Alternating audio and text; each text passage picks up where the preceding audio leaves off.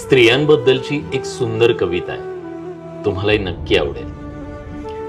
स्त्रिया कधीच काही वाया जाऊ देत नाहीत. त्या सजवतात, सांभाळून ठेवतात, झाकून ठेवतात, बांधून ठेवतात, आशेच्या शेवटच्या किरणापर्यंत. कधी ठिगळ घालून, कधी टाका घालून, कधी ऊन दाखवून, कधी हवेला सुकवून, कधी कापून, कधी तोडून, तर कधी जोडून.